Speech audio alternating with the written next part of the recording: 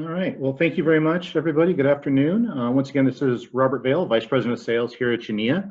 I want to thank you all for taking time out of your busy schedules to join me today. Just a couple of housekeeping items, just so everybody knows. Everybody on the call is on listen only, so you're all muted. I am recording this as well, and we will make this recording available to all of you in our follow-up email. That includes the deck, any information. There's also an FAQ. So anytime, if you're going to need help afterwards, you're more than happy to reach out to us, and looking forward to working with all of you. So once again, thank you all for taking your time. I know times are interesting right now, and you know, the fact that you took time out of your schedule to sit here for about 30 to 45 minutes is what I'm anticipating.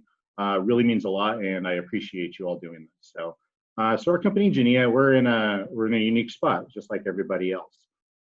We have a software solution that connects to the building's building automation system to allow tenants to request their own overtime HVAC. And with that, that puts us in a unique spot to help our customers. And how can we do that is by giving a tool to help properties go on demand and save energy.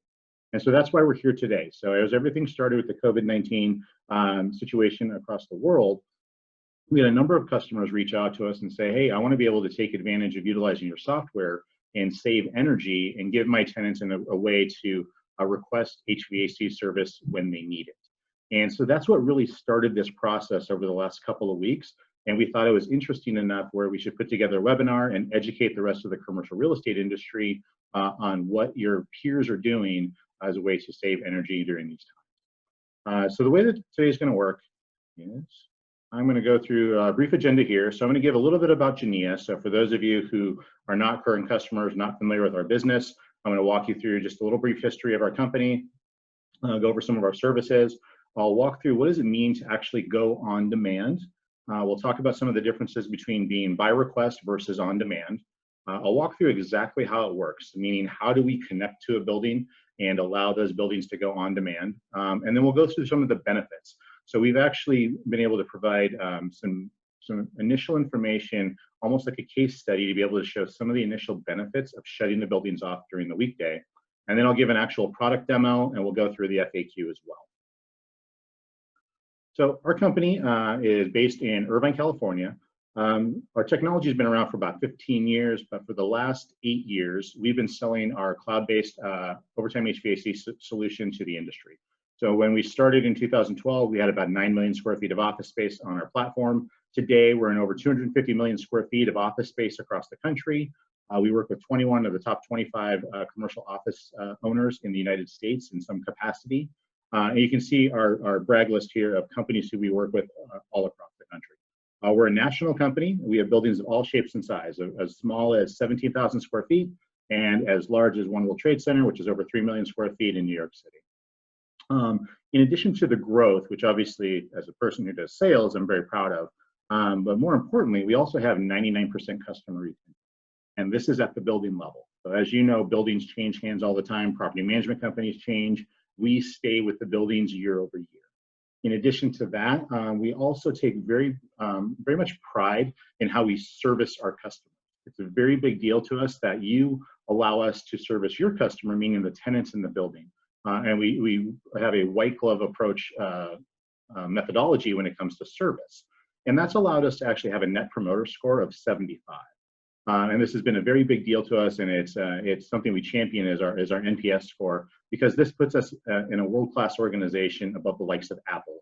And it's very, very important to us. And I always recommend anybody, you can talk to any of our references, and they should tell you the same story about our business. So we have 3 main solutions. So the one that we're going to focus on today is our overtime HVAC solution. So at a very high level, we can connect to a building automation system, and from there we give tenants the ability from an app to request their own overtime HVAC service whenever they need it. We turn on equipment and we do the bill. With that service, which is our flagship product, we also launched a secondary product about 5 years ago for sub-meter reading and billing. This is for your demons that are handling server rooms where engineers walk around once a month and write down meter values. We actually created a software platform utilizing a smartphone app and asset tag stickers to streamline the collection process and the invoice generation process. We've been rolling that out. We're reading over 15,000 meters a month now. And then lastly, as of December, we acquired a cloud-based access control company. So now we're providing access control at the building level and at the tenant level. It's a cloud-based solution that leverages existing hardware that's on site. So if you have Mercury-based firmware, HID readers, HID controllers, we can utilize that hardware that's in place and provide a very robust cloud-based solution to manage all the access control in your building. But that's obviously other things that we do. Today, we're going to focus on the overtime HVAC solution and how it applies to saving energy. So for those of you who have ever sat through a demo for our overtime HVAC service, either for myself or one of the members of my sales team, this slide looks familiar. And the way that we look at this slide is a couple different things that we normally focus on. So we normally focus on the fact that our solution makes tenants happy. It's very convenient for tenants to have an app to schedule overtime HVAC whenever they need it. I'm coming in last second on Saturday, or I need to stay late, I can pull up my app and turn it on whenever I want. Another benefit of that is it positively increases revenue. Overtime HVAC is typically a profit center for most buildings. There's obviously a fee associated with that. And we've found that when you make things easier to use, people tend to use it more. We also plug what we call revenue leakage. So those are kind of two of the big benefits that we see on a regular basis in normal situations. And of course, lastly is saving time. We free property teams up to do other things. We handle complex billing scenarios. No longer do engineers have to go down to the BMS and program anything. Property managers don't have to manage any spreadsheets for where billings. We automate all that through our software. And then the last part, which is obviously what we're going to focus on today, which brought us to this webinar, is saves energy. So the way that we've been proposing that buildings save energy for the last 8 years is utilize our software to take buildings on demand on Saturdays and minor holidays. So most buildings operate on Saturdays from about 9 to 1.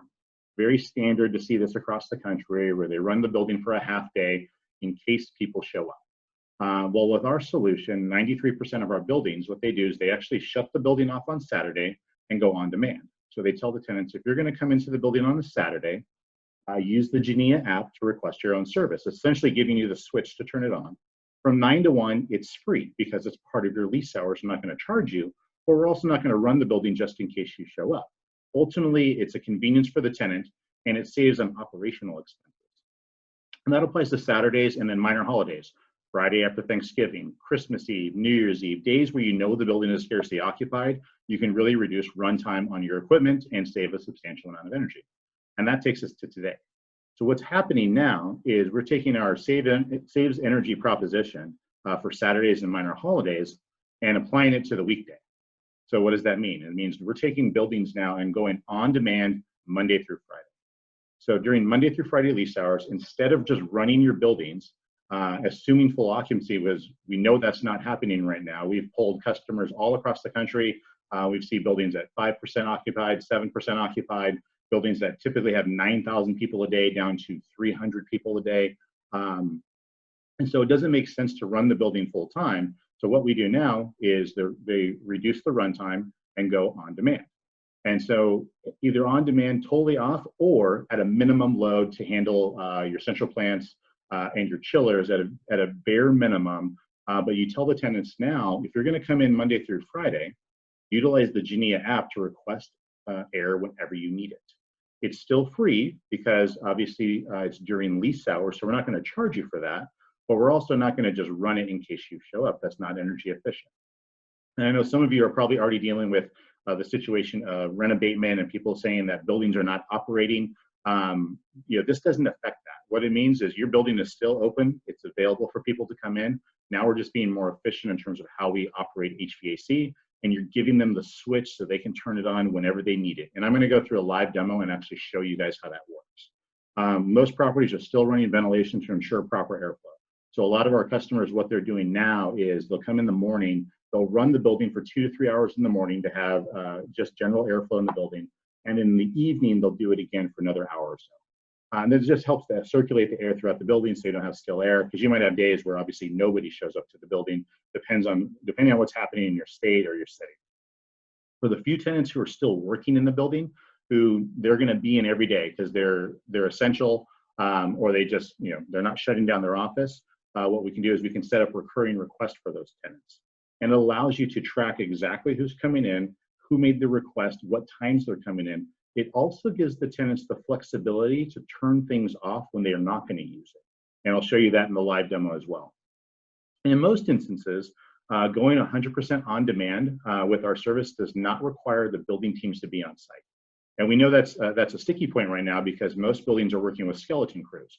So we hear a lot of buildings where the engineering staff is really sparse, where instead of having 5 engineers on site all the time, there's maybe 1 or 2. They're spread out because of social distancing, and then they work different shifts. Same thing with the property managers. A lot of property managers are coming in every other day just to be on site, to check out the building, make sure everything's running properly. So our service really fits in with being remote.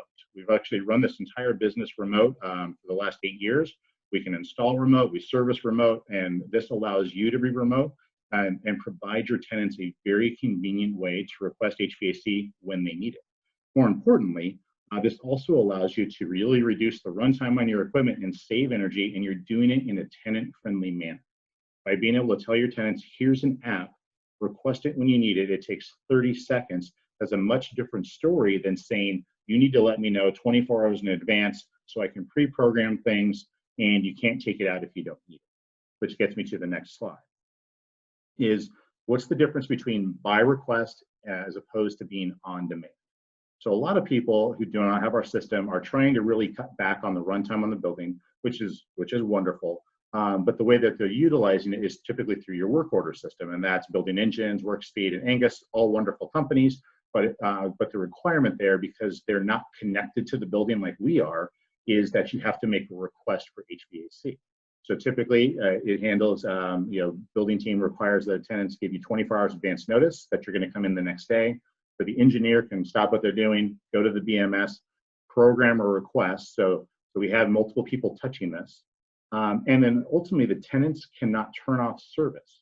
So there's a lot of things, and why is that important? Because right now in this environment, we've got everybody at home. So I personally have a 3-year-old and I have an 8-year-old. And as much as I want to leave this house because I'm on week number 4, and I might be able to pull that off a little bit, there's a good chance I have to get called back in and I might have to cut my time short. We also see a lot of people who intend to go in for a half day. They go in for 4 hours, they make a request for 4 hours, they get done after an hour, something happens and they leave, but your equipment is still running for that full 4 hours because they don't have a way to tell you that they're not going to be there anymore. And so it's inconvenient, it's inefficient. And from the tenant, because our schedules are so sporadic right now, it doesn't give them that flexibility to come and go as they need. As opposed to when you go truly on demand and you have a software solution that's physically connected to the building, the tenants can now pull up our app, request it whenever they need it. Our platform is going to automatically fulfill that request. So what we do is we command a point in the building automation system to turn service on. In addition to that, we send an email notification to the tenant, the property teams, and the engineering staff to let you know who's making a request. So this isn't some type of jailbreak where you don't know who's in the building. You actually know name, email address, time, and physical location that they want to turn on, and it's all documented. And lastly, the property team is not required to be on site most of the time. Now, there are some instances, depending on local rules, equipment, such as in New York, Chicago, San Francisco, New Orleans, where an operator needs to be on site to make adjustments to the chillers and the central plants as necessary. And in those instances, we'll turn on air handlers and fans and some of that base equipment. The request goes to the engineers and they can make any necessary adjustments as possible. But from a tenant perspective, the tenant knows I can make a request when I need it. And it's very, very convenient for them. More importantly, they can take their request out of the system if they decide to leave early. And our system obeys all the rules of the BMS. So we don't actually change anything in your building automation system. We're leveraging all the programming that's already done. So I'm just commanding an occupancy point to go from off to on. And downstream, all the programming that's been done by your BMS handles the actual fulfillment of that request. So our service allows you to be automated, almost 100% of the time automated. Now, the next slide is going to show us how does it actually work. So the way that we do this is very simple. What we have is a small device. You'll see this little green box here that I'm highlighting, the Genea device. It's a little microprocessor about the size of a router. And what it houses are drivers that we've created that allow us to communicate with pretty much any automation system on the market. So you see that on the right here. We're working with Delta, Tritium, Andover, Trane, Siemens, JCI. It doesn't matter to us. We can work with anything, even old legacy BMSs. We have some BMSs that are 20 years old that we can connect because we have drivers that allow us to do this. So very high level, tenant pulls up their app. They put in their request for service. Now, they have to put in a username and password, and it matches up to an email address, and I'll show you exactly how that works. That sends a command to our data center. The data center communicates back and forth with the device. Now, the device, just for anybody who knows, is an outbound signal only. It sits on the inside of the firewall, so we do not bring inbound traffic. It does outbound only. It sits on the inside of the firewall and plugs directly into the same network that your BMS is on. To set up the device is very simple. It's like plugging in DSL in your house. Plug in power, take an Ethernet cable, plug it into the same router that the BMS is on, and from there we can see the points. And then what we do is we actually provide service. And we handle all the rules and nuances of your BMS. So obviously your BMS is set to program that building and run that building very efficiently. So if a tenant puts in a request for the 5th floor, and the minimum load requirement is in order to turn on the 5th floor, you need to turn on an air handler and a fan. You also need to turn on floors 3, 2, and 1 to have enough load on the chiller so that we don't blow the chiller up.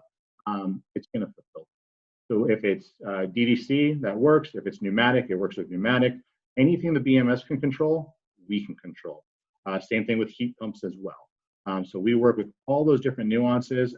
This has allowed us also to be a portfolio solution. So as you manage and own multiple buildings, every building has something different, not only mechanically, but oftentimes BMS-wise, where you have an Andover in one building, a Siemens in another building. We can be a uniform solution so that all the tenants have the same experience, all the property teams have the same experience. And especially gets really nuanced when you have a campus of buildings and you have a tenant that crosses multiple buildings and leases space. We can handle those scenarios as well and make sure we make it very easy for that tenant to access space whenever they need.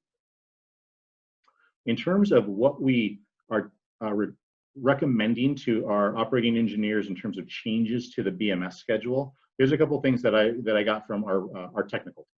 So number one, doing this during the week is very similar to what you would do on a Saturday or a minor holiday. You're going to remove your overall normal HVAC schedules from the BMS. Make sure you don't remove any external lighting schedules. Remove the start and stop times or set the schedule to disabled.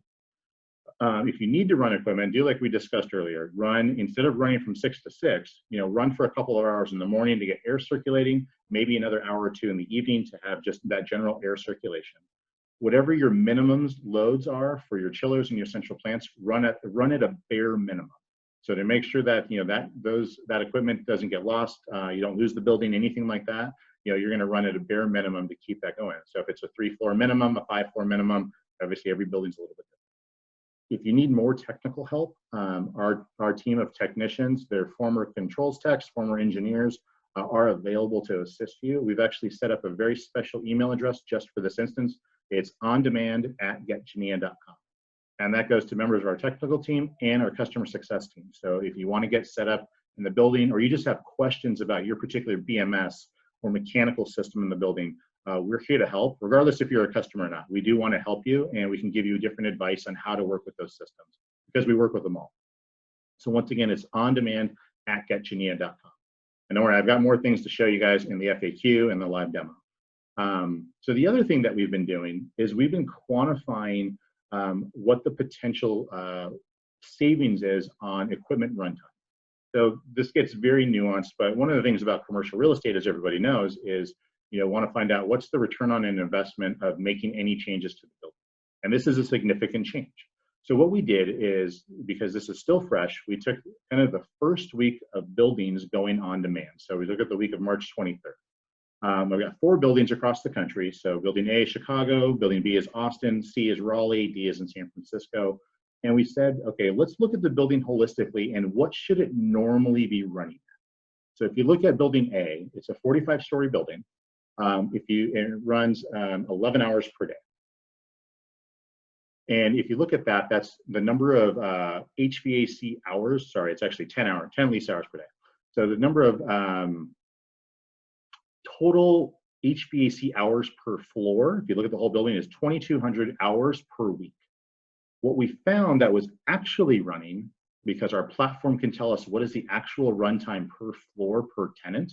We found that since this started in prelim that week, they've only run 271 hours of actually HVAC time. So out of a normal, what you would expect week, they've only run 12% of the time. If you go down to building B in Austin, they 22 floors, 1,200 lease hours, 348, and they run about 28% of the time. Building C in Raleigh, similar story. They run a little bit more frequently, but one of the large tenants there is a bank. Banks are essential with all the SBA stuff going on, so they need to be on site overall. And you can see what's happening in San Francisco. Now, the interesting thing is going to be when this continues for the next couple of weeks, as the government is telling us, when you start getting utility bills and you match up runtime data to actual utility bills, and then you can start to figure out to a dollar what is the actual energy savings that we're having by not running our equipment. And of course, there's the other benefit of the life of the equipment, so it's not just running unnecessarily extended hours, but then there is a quantifiable dollar amount to be able to analyze this once you get 4 full weeks and you get a utility bill. So some of the back of the envelope math that if you want to apply this as an example. So say you've got a utility bill that's $50,000 per month. And we know that HVAC equipment typically accounts for about 40% of that utility bill. And that's based upon a number of studies from Energy Star, US Green Building Council, and such, which means that's about $20,000 of that bill is attributed to HVAC. Well, when you only run like building A 12% of the time, that utility portion is only about $2,400, which means that you're essentially saving around $17,000 a month in just energy costs by not running the building. Now, obviously, this does not account for any minimum load requirements, any general circulation of the air, because if it's got a chiller, you're probably going to run a little bit more. But overall, when you're not running the tenant spaces and you have floor-by-floor control, which most buildings are floor-by-floor control, you can save a substantial amount of energy just by going on demand and only having tenants use it when they need.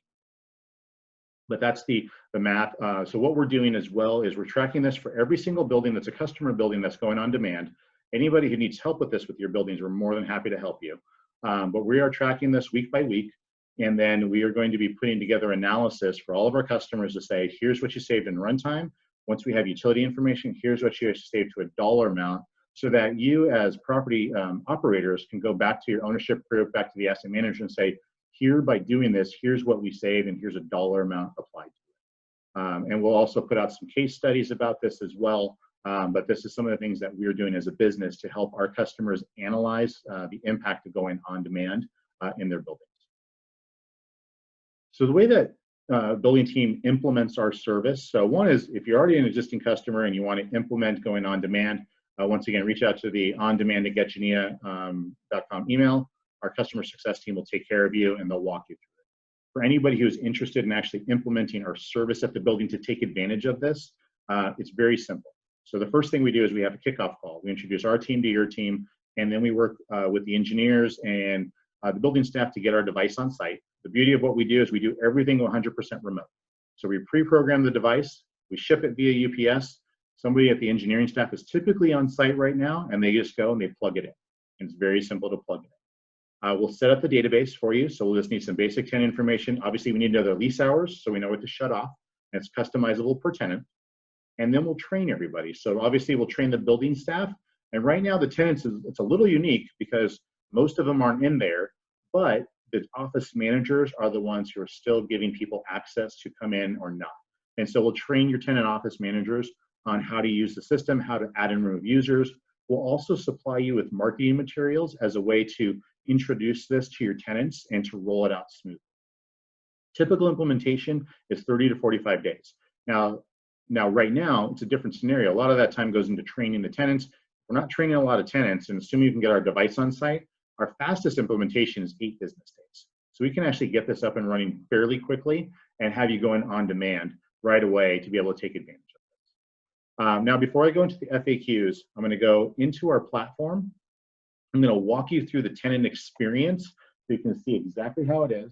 And then I'll come back here to the deck and I'll walk you through a series of FAQs that we have. Bear with me one second. All right.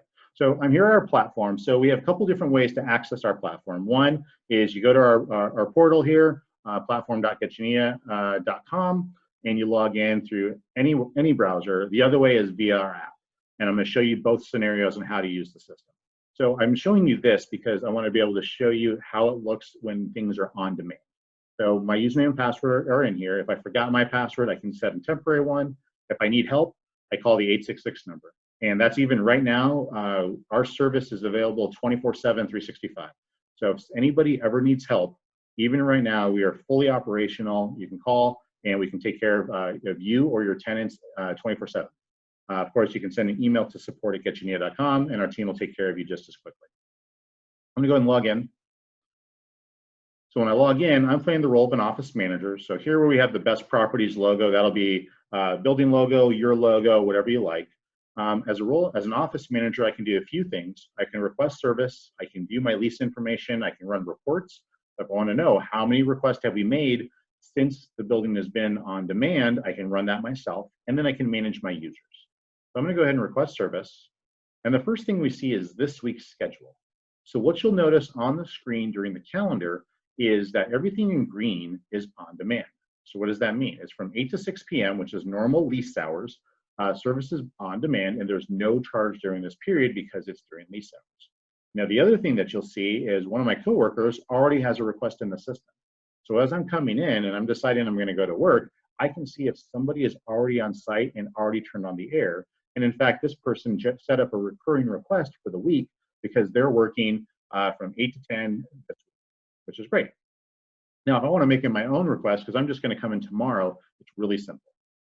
I just hit set up new request. I can do HVAC or lights only. If you have lighting that's connected back to your building automation system, we can command lighting as well.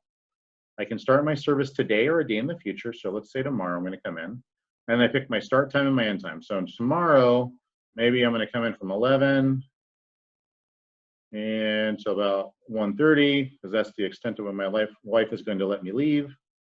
I can, at the bottom right, you'll notice I've requested 2.5 hours, but nothing is billable because it's during lease hours. If this was after lease hours, meaning say 6 o'clock to 8:30, it would show a billable number of hours because that's after lease hours.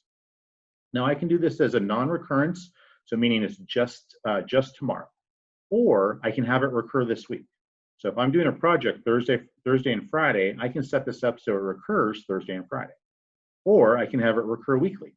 So I can have this recur all week long for the next 2 months, knowing that I'm going to be there. And if you have some people who have set schedules, what we've seen is a lot of people are coming in from, say, about 8 to noon and working half days in the office, and the rest they're working at home. You can set up that recurring schedule, and it's very customizable to that. And we can even set up an end time so that this all ends based upon what the building tells us. When you think the building's going to be fully operational and available again, and with normal HVAC schedules, we can set that up so it ends at a certain time. But I'm going to go ahead and do a non-recurrence this time. I hit apply schedule. Very important screen. Before anything gets turned on, I have to confirm the time as well as the cost. Obviously, during lease hours, there's going to be no cost associated with it because it's part of our lease.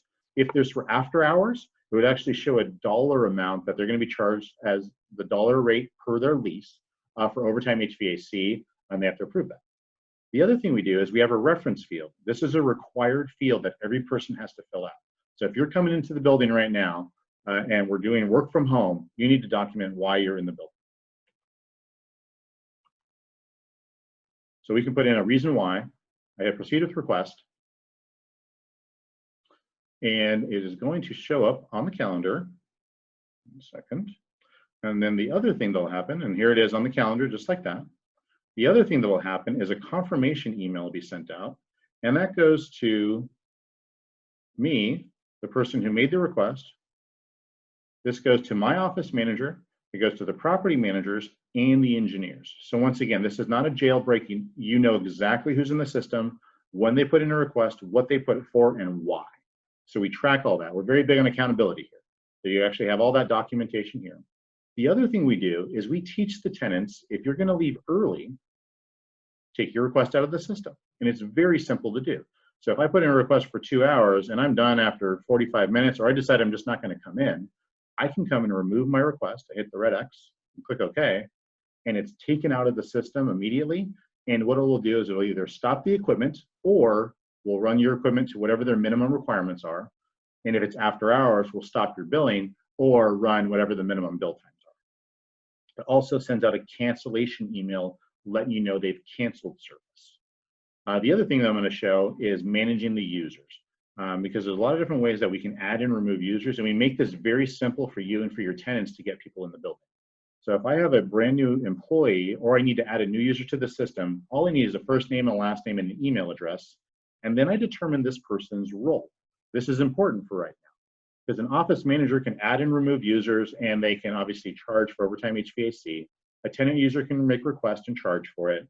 I can do lights only if you have lighting controls, but one that's very important is lease hours only. So we can set this up so that you can have employees come in, they can only make requests for HVAC during lease hours, so they can't charge anything. And this is very applicable right now, so I can come in from 8 to 1, and they're not doing any billable events. I can do restricted users, and then I pick the area they have access to. I hit OK. They're sent a welcome email. They can log in, make any request that they want. Now, if I need to remove somebody from the system, it's very simple to do. I just hit the red X next to their name, click OK, and they're taken out of the system. So very, very simple process to add and remove users. But I wanted to show you that because of the nuance of being able to set somebody up so they can only come in during lease hours. So you don't have to worry about one of your tenants charging up, $500 for 5 hours of air. We can actually take that away from them. Now, the other thing I'm going to do is I'm going to log into the app briefly and just show you from a tenant perspective how the app works. Because honestly, most tenants, once they realize there's an app, that's what they use. So our app is free to all authorized users, iPhone and Android app. Very similar experience, same username and password. If I forgot my password, I can reset it. If I need help, if the phone number is right there. I just log in, I pick my area, and I set up a new request. So I do my same start date, just don't have the slide bar. I pick my start time and my duration of time. And I still also have to put in my comment here, and then I hit proceed with request. And it still has the same confirmation. Oh, my request went after hours, that's why there's a fee.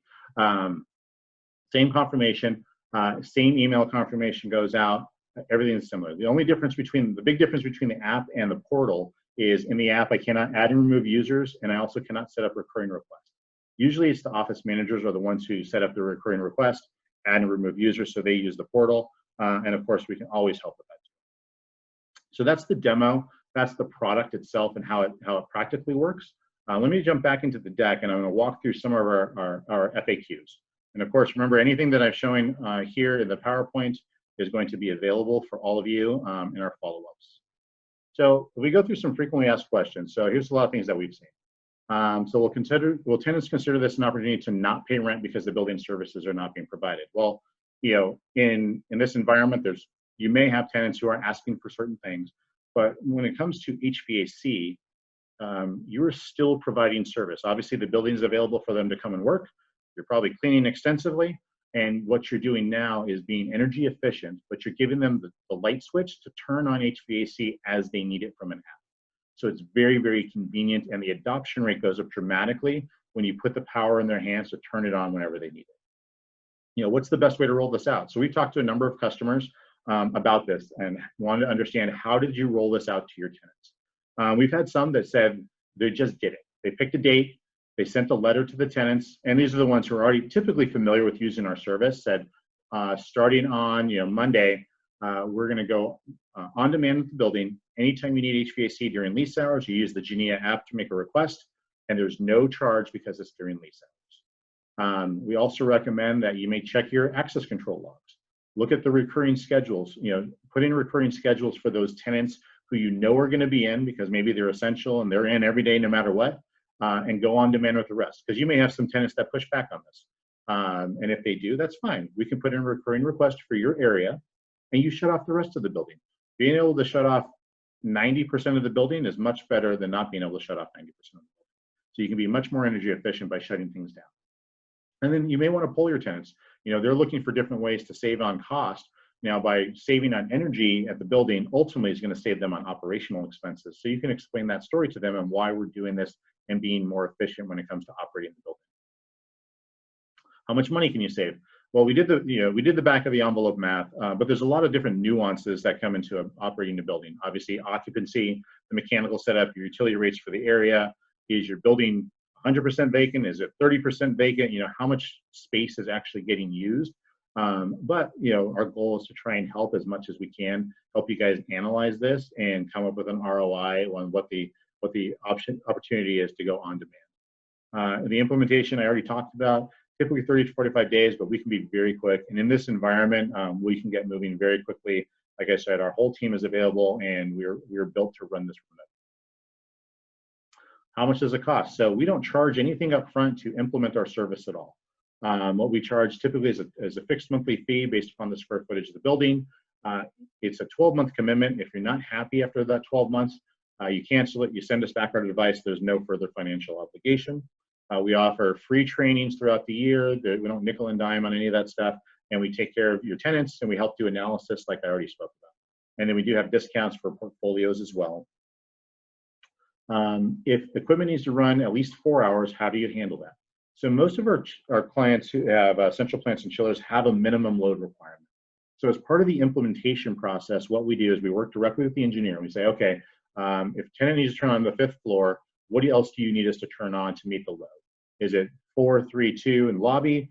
Can we be sporadic throughout the building?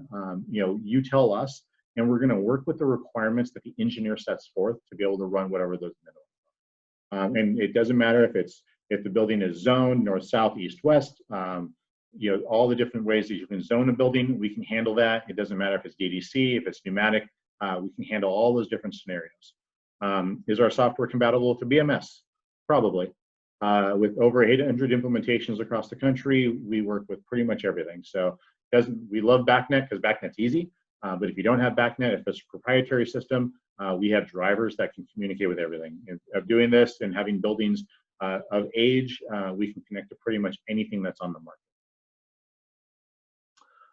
What does our software do at the BMS? We don't change anything in your BMS at all. All we're doing is leveraging the existing programming that's in place. So what we're commanding is an occupancy point. We go from off to on. So tenant makes a request, we turn that point off to on. Downstream, the BMS is programmed to do everything. You spend thousands upon thousands of dollars on your building automation system. We're just going to leverage what's already been done. It's the same thing when your engineer does an override in the schedule. That's what we're doing. We're just automating that through software. When service is rendered, we release the point, and the normal schedule of the building takes over. It's very, very innocuous and very easy to do. Most of the time when we connect to a building, there's occupancy points already there, and so we can leverage it's already on site to make this work. So how do we know equipment is being turned on by tenants? So very good question.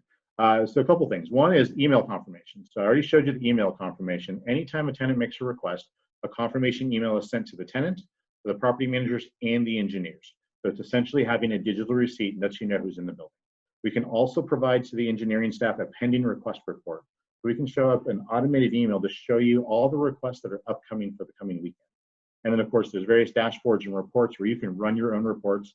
The tenants also have the ability to run their reports to see how many requests they've made in the last, say, month. They have that flexibility as well, and we train them on how to do that.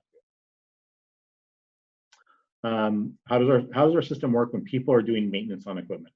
So obviously, most building teams have their standard lockout, tagout protocols before doing any general maintenance on HVAC equipment. But what we do in addition to that is we have what's called a disabled service notice. So when you're going to do work on the building and it's after hours, you let us know, okay, from this date, from this time to this time, we're doing work on the building. We've got lockout, tagout. And then what are you going to do? We're going to put up a disabled service notice. So the tenant tries to make a request, is going to say service is not available right now due to maintenance. Contact the property manager office for any questions. And when the event is over, we'll actually turn things back on and people can start requesting HVAC again. So we're going to work very closely with the engineering staff to make sure everybody is safe. Does our system work with starting equipment early if it takes 2 to 3 hours to get to comfort? Yes. So the way that works is, say I put in a request today for Sunday, and Sunday it's going to be 100 degrees. You know that if the building is off, it may take 2 to 3 hours to get to comfort by the time that somebody is in. So we can do what we call an early start. So I put in my request now, the building is going to start up 2 hours early, so that by the time you're going to get there, it's at comfort. Now, there's also a training exercise that we go through with the tenants to teach them, if you put in an immediate request, meaning it's 7:45 and I'm trying to put in a request because I'm going to be at the office at 8 and it's 100 degrees outside, the building is probably not going to be at comfort by the time you get there. We teach them, you need to put your request a little bit earlier so that the building can, get up enough load to be at comfort. That's very similar to what they do at their house, and that's usually how we educate them. It's very similar to your house. When you walk in your house, it takes a little bit for the house to get cooled down. Just think of this as a much, much, much, much bigger house. It's going to take a little bit before it's at comfort. So that's part of a training exercise that we do. Last part, does our HVAC, does our software confirm that equipment is being turned on when a tenant requests service? So because we're connected to the BMS, what we are confirming is that the point went from off to on. If for some reason the point does not go from off to on, we'll be notified within a minute. We'll log in, we'll troubleshoot, we try and reissue the command. Assuming, and if that happens and we still can't communicate with the BMS because of our 24/7 support, we'll reach out to the on-call engineer, let them know you've got tenants requesting service. We can't communicate with the building, so we're very, very in constant communication with the building.